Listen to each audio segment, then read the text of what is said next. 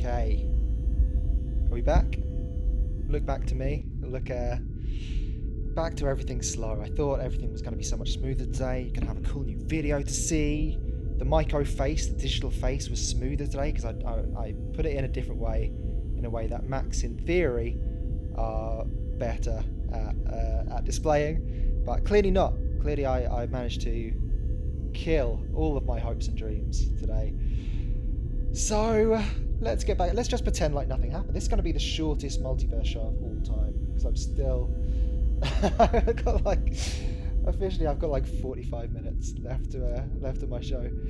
Out of usually 2-hour production, that flies by. That usually I don't have enough time to do what I try to do. Like, yeah, I might go a little. I mean, the thing is, I usually plan my day around this. I give my dog her evening walk straight after this. So the longer I go on my show, the less of my life admin gets done. And as I said, I spent all the day up until this point doing something that I thought would make the show fun and better and cool, and it just didn't happen. I'm assuming that is Arby. Is that Arby on the Cable 2 account? Yeah, so we're gonna do your RB. RB alert. RB alert. So Hey, I was gonna everybody. add all these extra. It's I an had so many RB dreams for alert. today, but then some of our best shows have come from me saying, "God, nothing's happening." Remember when we played Werewolf because we were trying to play Myst and my computer just died, and so we ended up getting everyone involved playing Werewolf. I think that's how we started playing Among Us as well, and that led to like 4 or 5 classic episodes. So yeah, we're gonna see what we can do. We're gonna make things work. So as I was saying before the brief commercial break, I should have put an advert on. We could have got paid for that break. It's another morning Myco. I know. You know what else this means is that we're not going to meet another Myco today. We were going to meet another Myco at the beginning rather than at the end, and all the way that I have set up for us to meet the other Mycos. You know, the lab, the Verse lab, is not running now because I just restart everything and only open the bare minimum. So yeah, we're coming back slow. This is a soft relaunch of the show today. Coming back after our Christmas break, after our holidays, after our Matrix, with a very bare bones episode. Yeah, usually I like to meet at least one second, and in fact you did. You got a little hint at another Myco, a Myco of a future universe, but we just didn't get to quite see him. But I will put that in the Discord so people can see at least what I've done. It was gonna be so fun and so stupid. Who have we got here anyway? Egg, hello. Sheeta, hello. Arby, hello. Synth didn't seem to come back after promising that he would. Well, canonically, the stream was taken over by OMike a few weeks ago, by the evil version of me. Has that plot thread been dropped? Or is there a twist coming in a future episode? Maybe OMike has been here all along. So what I thought we'd do today... Anyway, I don't know how much of what I said before came across at all, but the gist of it is Cable 2 is very fixated on franchise, you know, other big properties that we can take and recontextualize and make into something better. Yeah, exactly. You forgot about him. That's part of OMike. The greatest trick that OMike ever pulled was making you think that I had forgotten that he existed, but I haven't. So I thought we'd create our own franchise, right? And what I was saying before I went away is it's got to be multimedia, right? It can't just be we've come up with a film, a couple of films, you know, because that might work for your Disneys, you know, for Marvel. They might just do the films because they don't even really bother with any of the other stuff. They don't really need to. They've got the comic books, but they're just adverts for the movies. They don't really do video games. I mean, there are Marvel video games, but they're not, you know, connected to the big franchise. The moneymaker is just these thousands of films that come out every day. So I think obviously we're going to start with the film. The films are going to be the linchpin of any good franchise, right? However you start, even if you start as novels, you start as books, They all turn into films eventually, and the films are where the money is really made. Okay, so we are going to start with film. Okay, then of course video game. We made a video game before. I know Rev Girls have been working on a video game. I do intend to make, if not a sequel, then at least a spiritual successor to Mikao no Ainotameni. There will be merchandise for that as well, which brings me on to the next step. Merch, right? We've got to design merchandise. Yeah, we're a video game studio. I think Null said the other day we were going to make the first 4A game, AAAA game, and I'm down with that. I am. You know what we should try is that thing Dreams. You know, the video game make anyone can take assets that are uploaded and make their own assets, and it's got its own engine, and apparently it's you can make pretty impressive stuff on there. And I've looked, you can make skateboards on it. I've checked that. So we should have a little look at that. Yeah, we've got an open plan office. We've got a hype house. Synth, Liar Synth, welcome back. Great to have you here. Thank you very much. Well, I think the stream looks a little nicer now. We're back to just the jittery face with every other frame is skipped anyway. But at least it works. You know, it's functional and nothing else is running. Yeah, we've got merch for us, but what we need is merch for our franchise. You know, we've talked about this. Every new thing we do. You know, there will be a little bit in the Hype House channels where we say, you know, is that a t-shirt? Is that merch? Right? Yeah, Dreams should be good. You can get it. Dreams is on PlayStation, I know, and I have had some success actually in streaming PlayStation stuff. We did Tony Hawk's character creator, which buffered okay. That was pretty good. The latency was alright on that. We did a bit of Forest, right? The Forest worked alright. So I seem to be better at streaming my PlayStation to my Mac than I am at streaming stuff just straight off of my Mac. So we can do some video game stuff. Yeah, I think we can work with Dreams. I think whatever it is.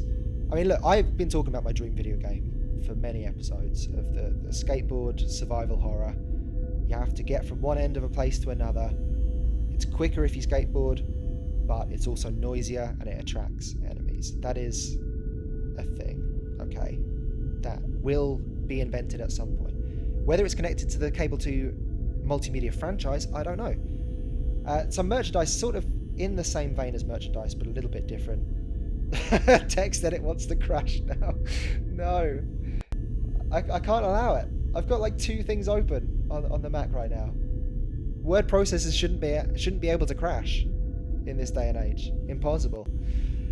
So I'll just talk us through it. The next thing connected to merch, right, is action figures. Okay, and I always thought this when I was starting to want to get into acting, right, into art, media stuff. I always said my dream role was always anything that they would turn me into an action figure for. I always want, and I didn't care what. It's why it was so exciting when Star Wars came back from an acting perspective, because there was a time when they were saying they were going to be making one a year for 20 years, and they all filmed them in England, right? So that just purely numbers game. Statistically, I was likely to be able to get in the background at least of one of them. And if you're in the background of one of those sort of things, they will make an action figure of you. They will write books about you. You will be somebody's favorite character, and that's a very exciting thing for me. So I think we should have action figures as well. We haven't really thought about that, but it means we can go IRL with our creative productions, right? All this stuff we can do remotely, digitally. The action figures will be the hardest bit, because you can't really drop ship an action figure in the same way you can with clothing, right? If we want to make a new hoodie for the Cable 2 multimedia franchise, then you can do it. You can just type in a website, hoodies that have prints on them. You can upload it to your shop, and it works. Action figures. So I remember being one of the oldest of the C2 family. Remember a time when it was a big thing for people to make custom action figures. There was a time, sort of early 2000s, where people making their own custom versions like chopping and screwing them, taking existing ones, putting new parts on, molding new bits for it, was a huge thing. It's you don't remember that existing, but you do remember that the early 2000s did exist. Yeah, action figures are a huge thing. People collect them, they buy them, they will pay huge amounts of money for them, and it would be very cool to have an action figure that looked a lot like you. You can do it. It's a thing. Yeah, action figure. Look, synth. Action figures primarily, I will agree, are made by professionals. They're made by companies, but people do make their own. There are corners of the internet, and I was never really an action figure guy. Even as a kid, I wasn't crazy about them. So it wasn't like I was diving for it. I wasn't looking for anything specific, but I guess somehow there was some sort of connection somewhere. I was very into I was very into superheroes when I was younger, though. I was into Spider-Man and X-Men, and I think that is probably how I found it, because obviously those fandoms, there's a lot of crossover of people making stuff. I guess it's kind of thematically related to cosplay, and that's big in that sort of world. Look, I know what people will do for Funko Pops. There was that thing I said in the chat the other day about the Amazon packages. Amazon delivered me someone else's packages and then told me to keep them, and so we ripped into them. And there's a bunch of special edition Funko Pops inside it that go for I don't know, like 70 quid, which is, I don't know who's spending that much on these toys that they all look exactly the same, right? They all look identical, and yet some of them are worth £10 and some of them are worth £70, and I don't understand how, but it's a moneymaker. It's another cash cow for C2. This is how we're gonna become billionaires.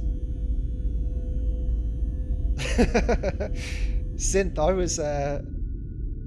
was like you. The only action figures I really had when I was a kid, I had a couple of Spider-Mans, because like I said, I was into Spider-Man, but none of them were new. They were just, I'd happen to find them in a charity shop or something, like a thrift shop, when I was a kid, and that was a big deal that I managed to get something that actually meant something. But the only other stuff I had were those same like supermarket, like grocery store own brand action figures that were all called like the Battle Core or whatever, or like Space Apes and stuff like that, were sort of like a real franchise but not quite a real franchise. There isn't a UK Baron Trump. No, there are many Johnson children. Nobody is quite sure how many kids Boris Johnson has. He dodges the question constantly, which seems to suggest it's on the higher end. He's only got, I don't know, there's only like 2 kids that he officially acknowledges, but there are, it seems like it's one of those things that's fairly common knowledge that there are a lot of them. Yeah, Space Ape is something I remember specifically, and I think there was a cartoon about space monkeys, but I know that the toys I'm thinking of were not official merchandise for the cartoon about space monkeys.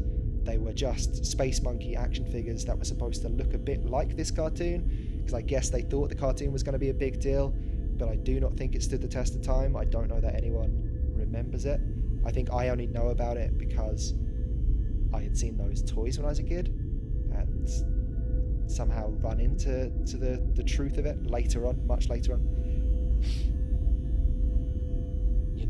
You are the space ape, you're not the space ape.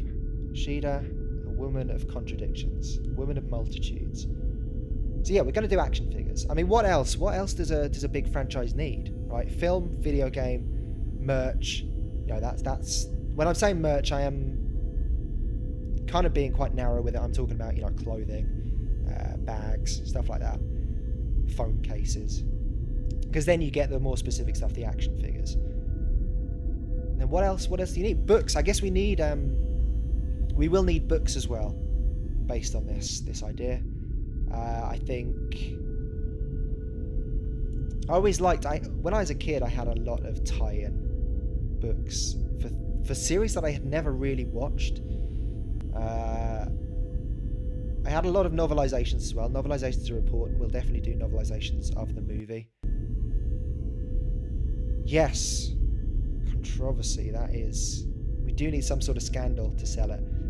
We need a Chris Pratt type. That's what we need to star in our franchise. Not Chris Pratt, because I don't relish the idea of working with Chris Pratt. But we need our own Chris Pratt. You know, who is the Chris Pratt of Cable 2? We need somebody to be just a little bit off. In fact, the Marvel universe is full of them. You got Chris Pratt. You got Robert Downey Jr., who everyone forgets is very right wing, quite openly Republican.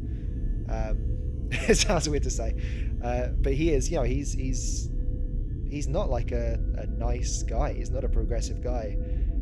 I think he's gone a bit quieter. Probably his management have told him to stop talking about that quite so much now that he's the face of Marvel. But you know, he's had his scandals, and even pre all that, he had his scandals, and most of it brushed under the rug now. Yeah, RDJ, they do sell him just as a bad boy, but he is a genuinely bad boy. He's not bad in a fun way. He's bad in a would not let you touch his hand if you met him sort of way, because he thinks that your lifestyle is repugnant. So they've got RDJ, they've got Chris Pratt, they've got Renner. Obviously Renner, my favourite scandalous actor, star of Tag, star of Jeff Tomsik's classic Tag. he's everyone's friend. He's everyone's friend. He's everyone's dad. We've all decided that his beard is fine. It's fine for him to have a little goatee like that. It's okay. We've accepted that. Yeah, Renner. I mean, Renner. No one. I mean, it's true that people are just uncancelable, right? Renner should have been cancelled so many times over. I mean, he's just not a good guy. He's very publicly not a good guy. Again, he's one of those that everyone knows what he's done wrong. He shot a gun into the ceiling of his sleeping daughter's room, and just nobody cares. Nobody cares that he's the sort of guy that would do something like that. He's the guy with the bow and arrow. He's had like 3 lines across 20 movies and is somehow, like I said, like with the Star Wars extras, somebody's favorite character. Somehow people love this guy. Yeah, Ruffalo I think is somehow the most scandalous of all of them. Like, he's the one that people remember he's a 9/11 truther, right? He is a weirdo, but he's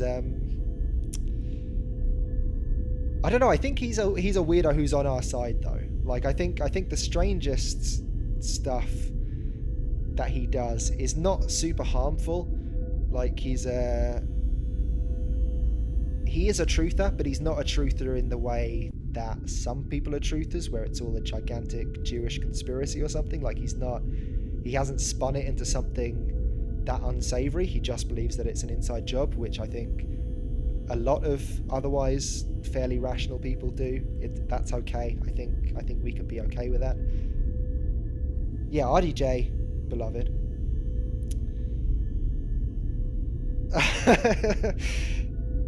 Yeah, look, I'm with you, Sheeda. Let he who is without sin fire the first shot into his sleeping daughter's ceiling while having an argument with his wife, possibly stoned out of his gourd. So we can do that. Yeah, we can come up with the scandalous one. I don't know who the most scandalous member of the stream team is. Who's the most scandalous member of the Hype House? I mean, that's another thing that I would put on the list if TextEdit would ever stop giving me the spinny rainbow wheel. That we have the Hype House plans already. I think we will design the Hype House fully. I don't know if Egg, you've still got the notes from when we came up with the Hype House on one of the Coffee.sip episodes. I know we came up with a fairly decent floor plan for it. Maybe we can design that as well. Henry, yeah, I could see Henry. I don't know, Synth, you can speak to this. Yeah, okay, Synth is on board. Henry's going to get cancelled by February. Sure, I think that sounds about right. Henry is a very interesting and mysterious man, and he's very enigmatic. He's the kind of guy that you feel like you're friends with, but also you wonder how much you know about them. He could have a scandal around any corner, right?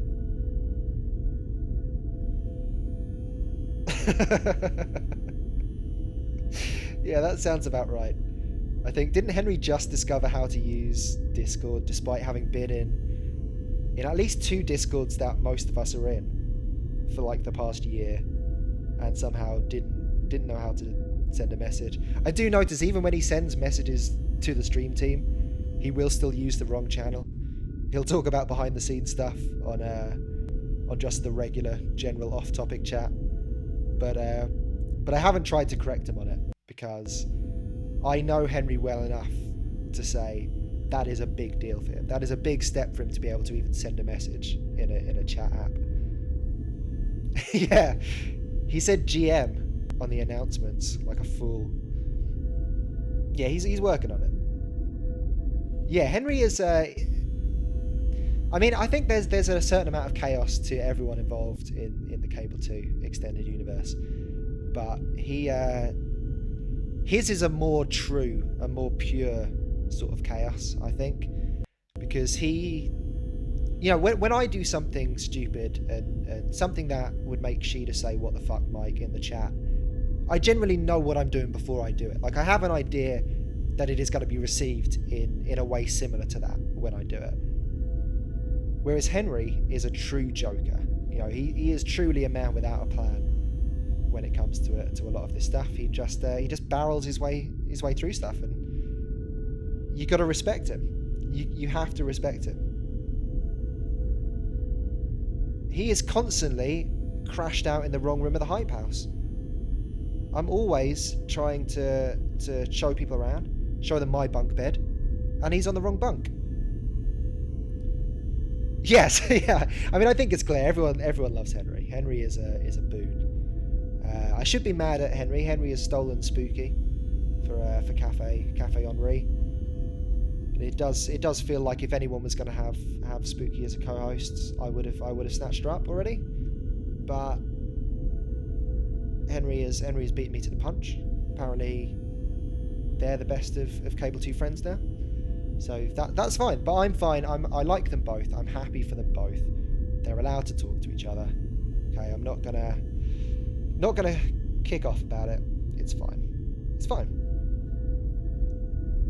Yeah, look, the joke. I mean, I said he's a true joker that he doesn't have a plan, but I will say, and obviously you can hear all about this on my Batman podcast, that the Joker who says he doesn't have a plan, the Heath Ledger Joker, is the most planned out the Joker has ever been across all Batman media, I think. He's talking about, do I look like a man with a plan, while he's rigging explosives around the city, timed to go off at specific times. He's tricking Batman into going to the wrong address because he was able to predict his move beforehand. He's trying to get people on boats to pull the triggers on each other.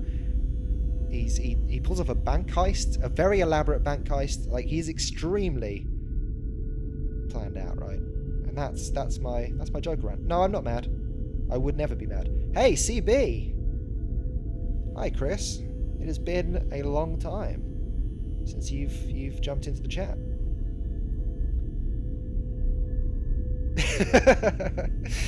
Yeah. Yeah, I guess canonically they never say that he's the Joker that you think he's going to be. Hey, guess what's working again? Text edit. How long has that been? I'm gonna check the timestamps on this. Right, let's see how much I can type before it crashes again. What have we said? Action figure. Books. Hype house. Scandal. Okay. I think that's what we need. That's a great catchphrase, Chris. I'm glad that you had a chance to be back here as well. The least planned out of the Batman villains, I don't know, like it's one of the more brutish ones, right? It's like Killer Croc or Solomon Grundy, one of the big guys that just bounce. One of the Henry style. That's more of a Henry. You know, the guys who just who don't really have a gimmick even, other than they cause destruction. A theme park, absolutely. Yeah, what franchise would be without a theme park? I mean, Star Wars went a long time without a theme park. They had like Star Tours on I don't know, wherever that was, Universal. But now they've got Galaxy's Edge, right? Which I know I'm sort of doing this like breaking down the commercial aspects of it, and it seems like I should be a guy if I'm doing stuff like that, that I wouldn't jump at the chance to go, but I actually think Galaxy's Edge looks cool as hell, and I really want to visit. I would love to. If it was ever safe to go to America or leave my flat ever again, I might go there. But probably that'll never happen. And I don't think they're bringing it to the ones closer to me. I mean, even France obviously is very dangerous, but I don't think they're not doing a French Galaxy's Edge. L'Edge de Galaxy. Yeah, I would like to do. I don't know how you do action figures from a mold. Like I said, the custom thing is easy enough because you're just taking things that already exist and clipping them back together. But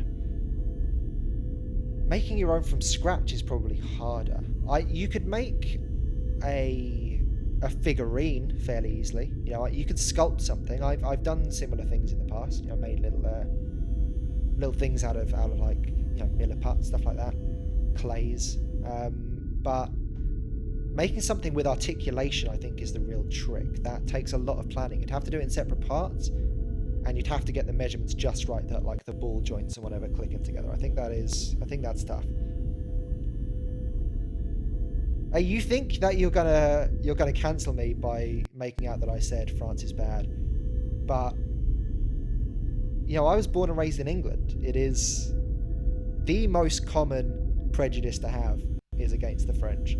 So even if I didn't love the French and France, which I do, it would be fine for me to say, and I'm gonna leave a break so you can get this clean, I hate France and everybody in it. Yeah, I did. I said France is bad. I said France is bad.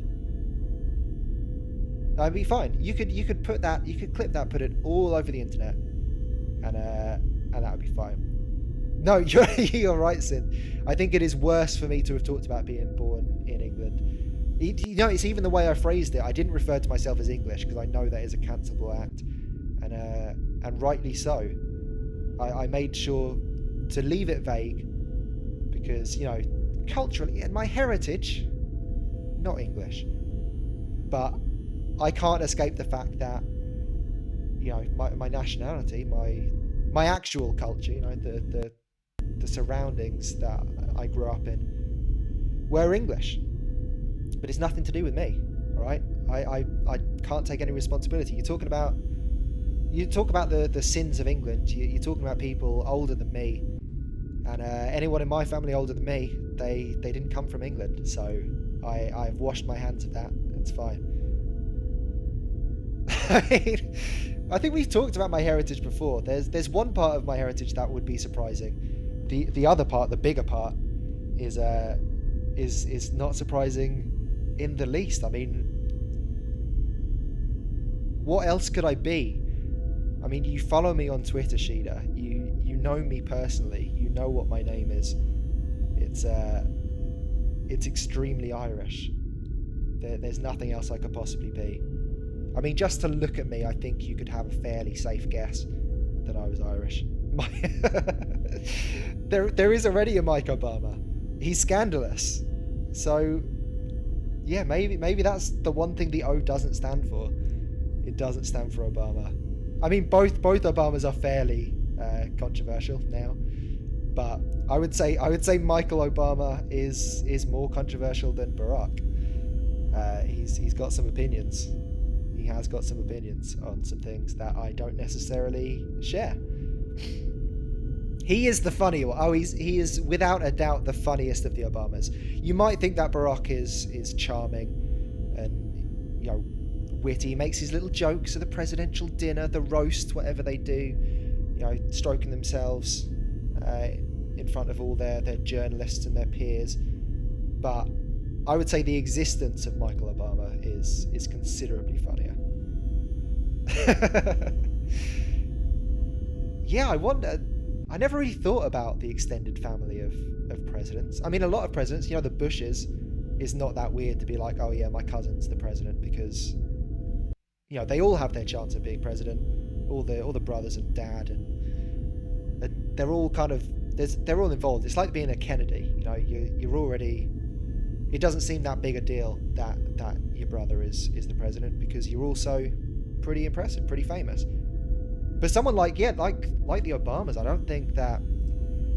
I think he's what the Americans call middle class, right? So just kind of comfortable. I don't know how rich he was. I don't know if it's just part of his mythology that he was a more normal guy before becoming the president. So it might be weirder for them to be like, I'm a normal guy, because Michael Obama seems like just a regular guy, right? I don't know. Yeah, that's who they hang out with now. That's what I'm thinking. They have created their own sphere of people they chill with. Yeah, they hang out with Ellen DeGeneres and left-wing icon George W. Bush, and they all just chill out together. I can't imagine that Barack and Michelle are hanging out with the rest of the Obamas, the normal guys, the guys who work in delis, guys who are accountants and stuff. Like, they don't get to hang out with the former president. It doesn't happen. Yeah, Michael Obama doesn't. Even just the name is funny. It's just very funny that his name is just Michael. I don't really know why. I think because it's my birth name, that it's just the idea of somebody famous just being called Michael. It does sound fictional, doesn't it? It sounds ridiculous. Yes, CB5K, class solidarity. That's what it all comes down to in the end, isn't it? It's money and position trumps any sort of principles, any ideology, which is what we like to talk about here on Multiverse.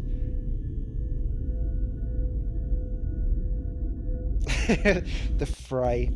Yeah, John Legend, I guess, yeah, you kind of accept that him and Chrissy Teigen are just friends with the most powerful people in the free world. But it is kind of a weird choice, right? I mean, both of them, they've somehow, by joining together, have become a level of fame worthy of hanging out with the president, right?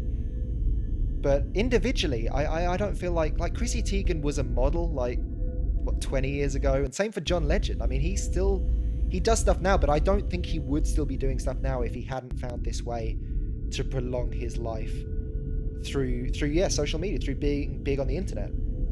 Like, if Twitter hadn't come along when it had, John Legend and Chrissy Teigen would both be completely forgotten by now. I have to believe. But somehow they've managed to find a way. Yeah, they've done it, haven't they? They've latched on to centrist Twitter, to kind of weak liberal posturing online, in order to just keep themselves kind of consistently viral. I guess that's how they've continued. Who do we think the first president to play Through the Fire and the Flames is? Who do we think? Do you think that's going to be Sheeda, or do you think someone's going to get there before her?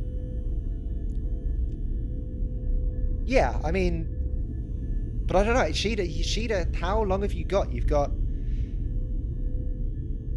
over a decade, right, until you can even legally run for president.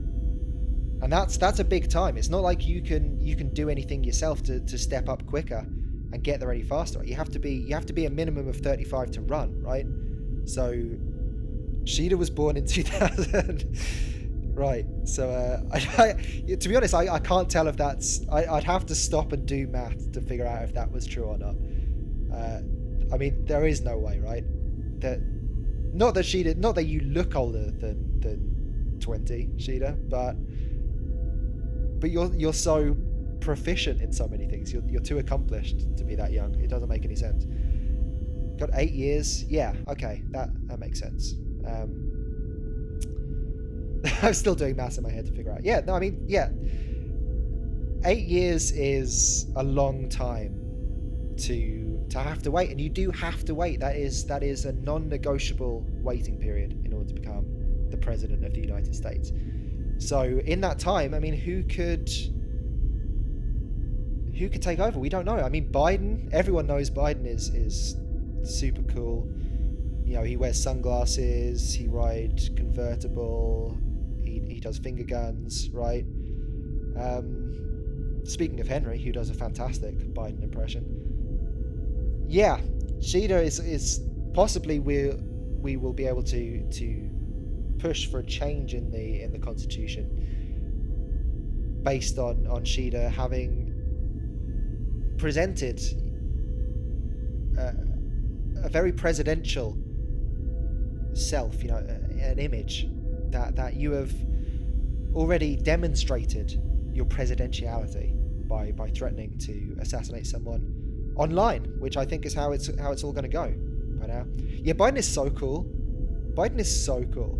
Biden would post on the wrong Discord, but like Henry, we would forgive him. I mean, he's like the kind of guy, he would probably wear like sneakers with his suit, right? And you wouldn't be able to tell because he's behind the podium, but you just know. I mean, that guy is wearing the coolest shoes. He's wearing like DC half cabs, and he's got a wallet chain tucked into his pocket, but he's got it. He's wearing a little leather cuff underneath his blazer. Hypebeast Henry. Somebody put that in the pitch meeting. Put that on the channel. We need to remember to pitch that to Henry. We'll come up with a whole idea. Maybe I'll scrap this. The franchise, we come back to the franchise. We've got to come up with what Hypebeast Henry's going to be, and we'll present it to him fully ready for him to just jump in and host by himself. Yeah, I think once we get Shida, what are we going to get Shida viral for? I mean, that can be part of the franchise plan, right? We can. I'm going to add it to the list. Shida has to go viral. Okay, that is a non-negotiable part of the franchise plan. So, coming up to the end of the show, having accomplished precisely nothing, and after this, I'll put the video in the Discord, so at least I won't feel like I've wasted my time completely. You can get hit by a truck in a cool way. I love that for you, Shida. I love that for you. I mean, what's the coolest way? What kind of truck would have to hit you in order to get you on World Star? In order to get you on Foos Got Wild? In order to get you on 6-second fights? Like what needs to happen? This is a good whiteboard meeting. I mean, this is transparency. I'm showing people how the sausage is made here. This is how the Hype House functions. Usually it's locked behind our little private Discord channel. And I know, how some people might feel about that, and they might feel I'm a hypocrite because, I'm very public about not liking these exclusive clubs. And maybe it's good for us to sometimes say, look, we're not doing anything that can't include you. Okay? And yes, maybe everybody who's been active in this whiteboard meeting already has access to those channels, but that's fine too. What is this? Arby is back. Arby alert. Truck full of bees. Alert. Hey everybody. Yeah, I gotta say, truck full of bees sounds good to me. I think it would have to back into her, right, in order to be truly okay. Now this is epic. I think getting backed into, but trucks can't really back at speed, can they? I don't know what the top speed of a reverse is on the average B transport truck, but if we could get it up to enough speed that it would cause her to flip, but not kill, then that would be good. And then obviously once it backs into her, the latch comes undone somehow. The bees are released. I mean, that's gifable, right? Biden in a viral video with Tekashi69 of them getting the same rainbow dentures in order to promote his plan for Major is bigger on the inside part. Yeah, for sure. Yeah, the sort of comment you can't comment or riff on because it's just too perfect. Truck full of bees that tripped over in my state a couple of years ago, and it was absolute havoc. Why? Yeah, no, for sure. Yeah. So a truck full of bees exists. That isn't just an image that tickles us. Why was there a truck full of bees? Where were they taking them from, and where were they taking them to? And why was a truck the best way of doing that? I mean, I guess if you have to move a big lot of bees, then A truck, I mean, a truck is just how you move stuff, right? You use a truck for anything, some sort of... Well, yeah, that's what I'm saying, CB. How else are you going to move? I'm talking myself into the idea of moving the bees. I just don't understand what scenario calls for a lot of bees to be I guess if you're a beekeeper, I mean, this is in America, right? So, I suppose, I mean, it's a big place. You could see a beekeeper moving from one side of the country to another. And I'm guessing you can't transport bees by plane. I don't imagine they would acclimatise to the change in pressure very well.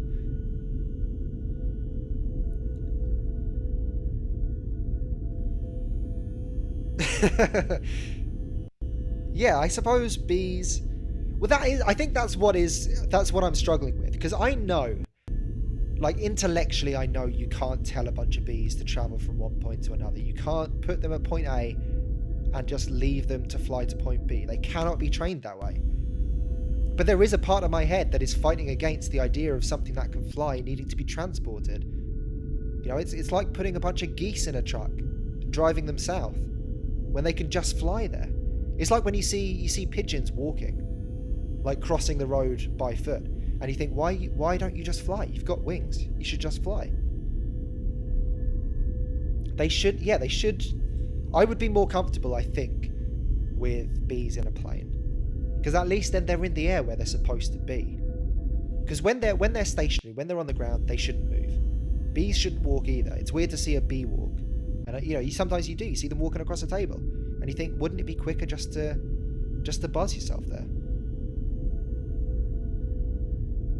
Oh yeah, Sheeda, you raise a good point. I suppose we could. But I feel like it's more equivalent to a guy who has a car, has a driving license, and they walk 10 miles to go see someone. See someone who has a parking space. And you think, well, for that specific situation, why didn't you just get in your car? It would make a lot more sense for you to drive there, wouldn't it? Why not just drive there?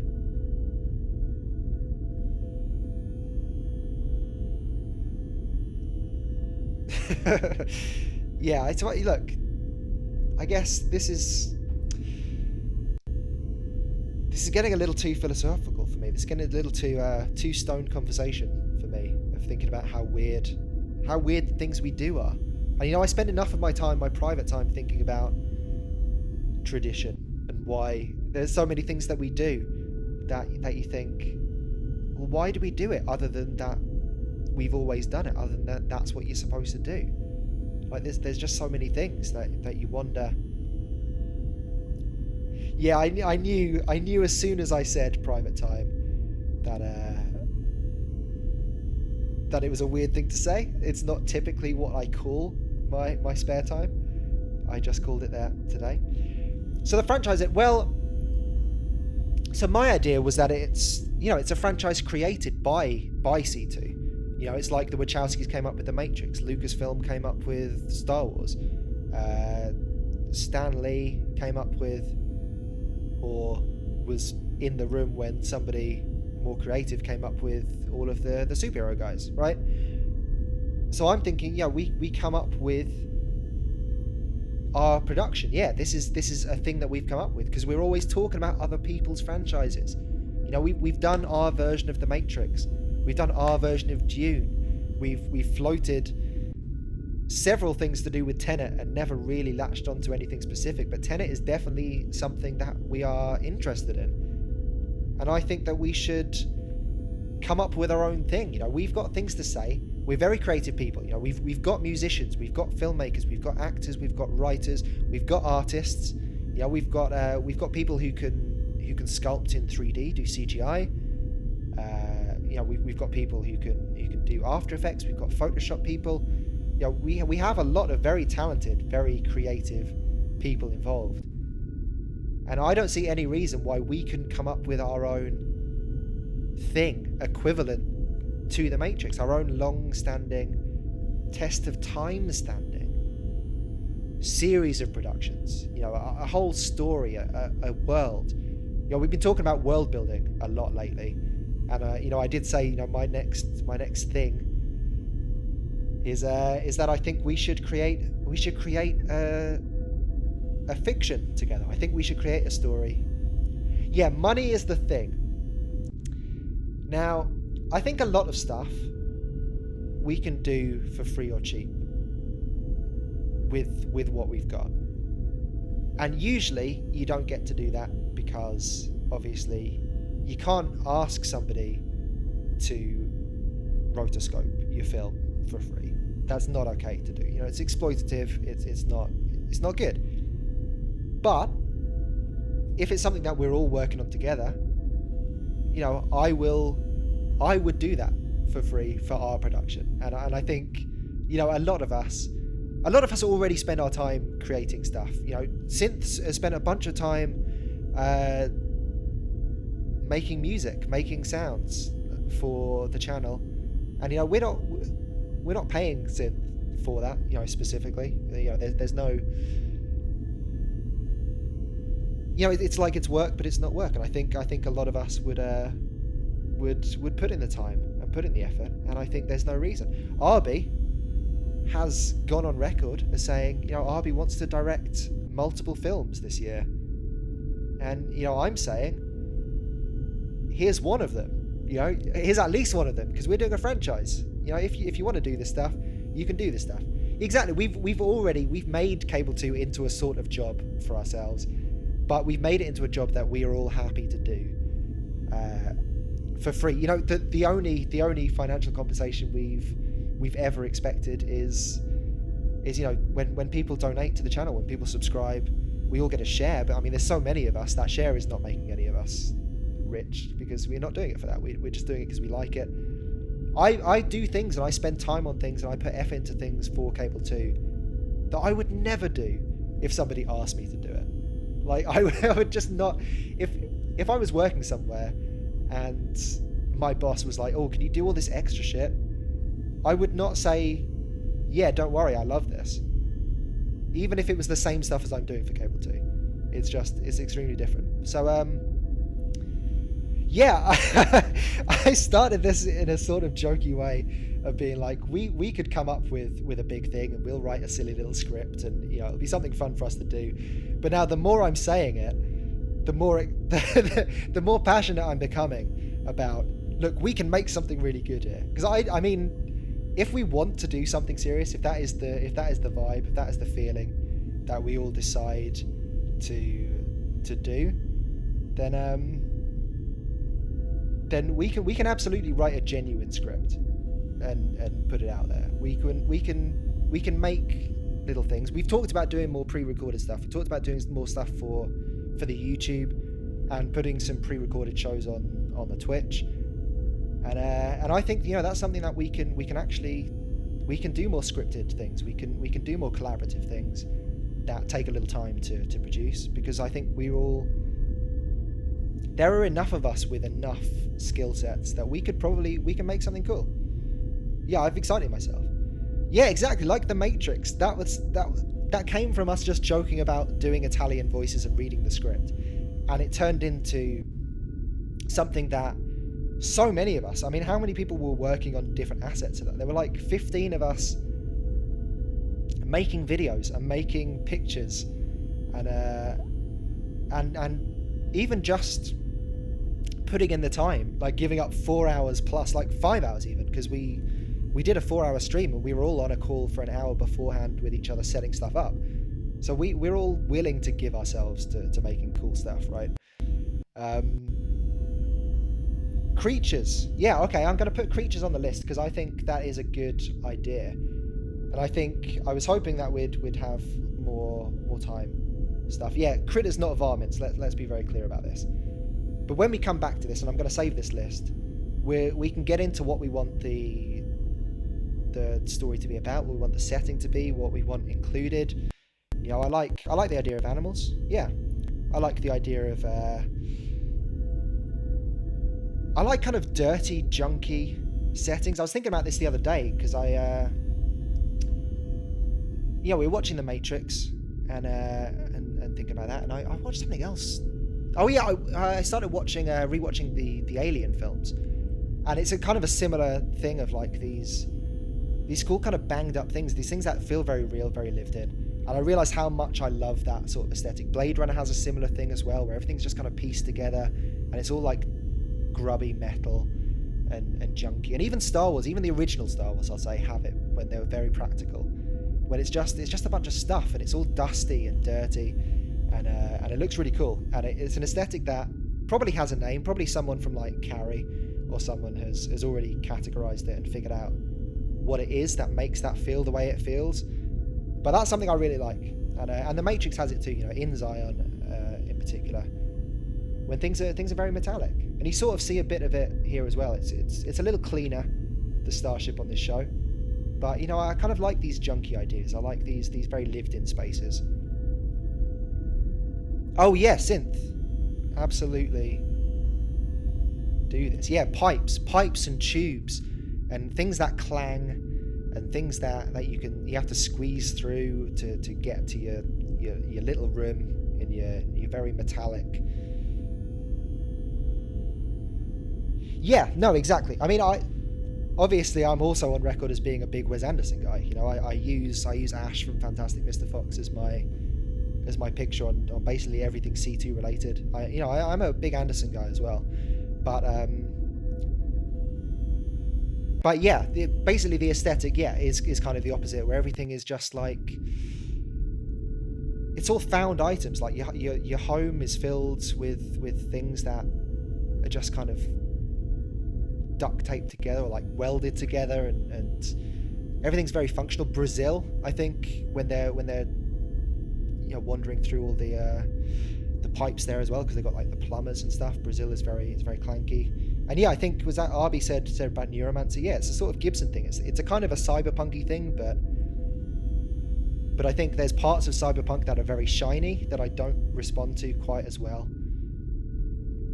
Dark symmetry, exactly. There are tunnels in Mr. Fox as well. Yes. I mean, I would like to see Wes Anderson take on a Blade Runner alien type world and see how that looks when it's all framed in an Anderson way, but it's all junky. That'd be kind of cool. Yeah, exactly. There is a palette, and I think when we get further into this, we will explore a bit more about what makes that aesthetic. I mean, we don't have to agree on that being the aesthetic of the thing, but I just realized recently in having watched all these things that we've been talking about and that I've been getting into. In fact, Alien, I think the idea to start watching Alien again came from Cable 2, because we talked about it recently together. Where yeah, there's a certain feel that I do respond to, and I think in a way I would like to live on a barely functional spaceship in a way. Live action. I've never seen the live action Mario Brothers. I know all about it from pop culture, and obviously starring one of this country's favourite sons, Bob Hoskins. So the next step of making it, I guess, well, obviously we need to put our heads together about, you know, what it's going to be. I mean, I guess I was going to say genre, but I don't know that you necessarily need to decide a genre strictly when you're writing stuff. I think maybe that comes from the idea of what you want to say. But when I say what you want to say, I don't mean like sitting down and be like, what metaphor do we want to put in this? What are we actually trying to say? You know, because I don't believe that when the Wachowskis sat down to write The Matrix, I don't know that either of them looked to each other and were like, let's make a film that's about gender identity. I think that's just something that was obviously important to them and on their mind, and I think that kind of bleeds into it. And I think that's the other thing about C2, why we would make such a good fiction, a good narrative of something, is because we are all people with interesting experiences and progressive outlooks, and we're all quite, you know, socially and politically engaged people, and I think, you know, I think we're the sort of group that could make something that says something to a lot of people without ever having to really say, let's say it, you know. Yes, yeah, we need to figure out the things that went wrong, for sure. Yeah, Bob Hoskins is fantastic. I love Bob Hoskins. Wes Anderson's Blade Runner would be great. I would love that. It would be cool if Blade Runner series became like an anthology. You You know, like every Blade Runner was made by a different person in a different style. I would enjoy that. Yeah, this will be it'll be like Spawn mixed with Georgia Rule, right? I think that's the feel we're going for. But yeah, we'll come up with story and setting and characters and you know a plot structure. And then I don't know how we'll sit down to write it. I think when I started doing this and it was going to be a little jokier, I was going to take a bunch of ideas from chat and write something up. But if we think we can produce something genuine and cool, then it'll probably be more collaborative than that. Maybe we'll do some of this stuff offline as well, off stream. Maybe I like this idea so much that I'm regretting the idea of putting it out in public before we've done it, because I feel really weird about even telling somebody an idea I have before I've attempted to execute it. I think that's bad luck almost. Well, I mean, I don't know. There's two ways to go about it, isn't there? Like, you can have the merchandise that is a tie into the movie, or you can do like a sort of Ninja Turtles, Transformers, G.I. Joe thing where the media, the fiction, the text comes from, you've got a bunch of toys and you need to make them interesting enough to sell. Yeah, Arby, I totally agree. I think this is why I kind of had two different ideas. I had the idea that we'd do this sort of jokey thing on stream, and I also thought, hey, wouldn't it be great? I think partly inspired by you, Arby, having said, hey, I wanna make a bunch of films. Thinking, hey, I think a bunch of us want to do stuff like that. What reason is there that we couldn't actually make something good? You know, it's not impossible to do remote stuff. You know, we can, you know, even on a home computer now, you can green screen, you can splice, you can do things remotely pretty nicely. There's just no reason not to. I think that's maybe the idea, Cynthia. Maybe that's the way it goes. We'll do our big thing in public to sort of drum up the idea of, hey, look, there's a bunch of creatives that are working on something, and it's cool to watch the process. And then one day, without warning, we'll just release the greatest film ever made. I think that's extremely possible for us to do. So yeah, I don't know. Well, in terms of, I guess the parallel ideas, because I think the creatures and the film kind of go hand in hand, because we'll be coming up with characters for the film right before we've finished writing something. You know, we'll come up with the idea of people and we'll fall in love with them, and they will also, you know, they'll also be the merchandise, right? Yeah, I'm completely with you, Arby. Like I said, we have people who have the capability and are willing to put in the time and effort to do things that will look cool and will be cool and will be impressive and good and fun. And I reckon we could make something that is good and that looks good and that feels good for us to have made.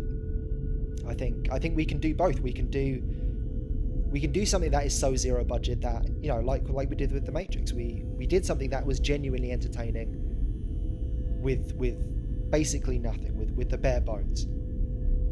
But I also think, you know, if we decide that we want to do something more serious, more real, we can totally do that.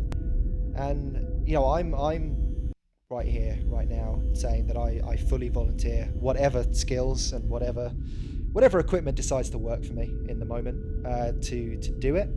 You know, like I said, I spent the last couple of days rotoscoping a 3-minute bit of footage, going frame by frame to edit something to be multiverse related, and I did it for no reason other than I thought it would be funny for you all to watch a 3-minute narrative at the start of my show. And, you know, what I'm saying is, if I'm willing to do that, to spend like 3 days straight painting frame by frame over something that means nothing, I will absolutely do it for something that actually means something. You know, I will do it if we decide that we want to make something and there's a part of it that requires something that I can do, I'll spend all my time doing it until it's done, and I don't care. Well, wait till you see it. I might have made it sound more impressive than it is. I took an existing animation and I repainted parts of it, to make more sense. It's not the best looking thing that exists. It didn't need to be for my purposes. I could have done better with more time, but I only really had this idea a few days ago, as with a lot of my ideas, that I just thought, hey, this would be funny if I did it. And then I started doing it, and then I realized, oh wait, it's going to take a lot more of my time to do than I thought I was going to have to give. But I've started it now, and I think it'll be worth it, so I'm going to do it. But having talked all this time straight, we are out of time now. I do need to look after my dog and my real life, but I'm going to save this list and we're going to come back to it, and I will obviously talk to you all throughout the week about these ideas. And yes, I will post the cartoon in the chat. Having now overhyped it, it's not as impressive as you think it's going to be. I've just painted some stuff out of something that exists, and repainted in, remastered in some things that were not supposed to be there. And I redid all the sound as well. Actually, that was more of a challenge than I thought it was going to be. Did a lot of Foley, a lot of ADR. But again, all skills now. As with the Matrix thing, we've done it now. We've figured out how to. We've seen what works, what doesn't, and now I have all these extra skills that I can work on. I can hone. I can perfect. I taught myself how to use a new part of a software in order to do what I needed to do, and now I can do it if we ever need me to do it again on something that, like I said, actually matters. But that's it. We heard a glimpse of another Maiko. We're not going to be another Maiko today, which is usually how we end it.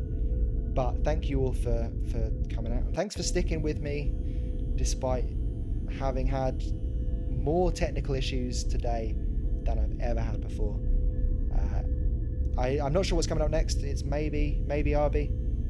If not RB, then later on I think Null is back. Warp Zone's going to be back, which is cool. And then I think after Warp Zone we might be raiding. I think there's been some talk of raiding some other cool channels. So stick around for that as well, because obviously the more people we bring with us on some raids, the better. The better for us, the better for them.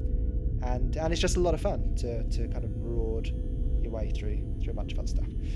No, thank you. Thanks for coming back, Chris, as well. I haven't seen you in a long time, and I'm very, very glad that you've remembered Cable 2, that you've come back to us.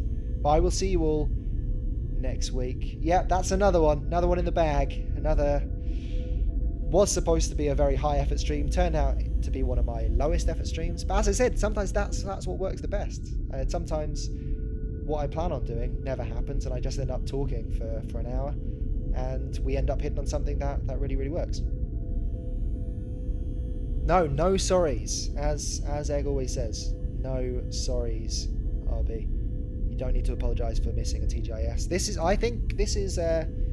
I think I missed 2 TGISs before this. I think I went on a little unplanned hiatus. I didn't mean to, but I did.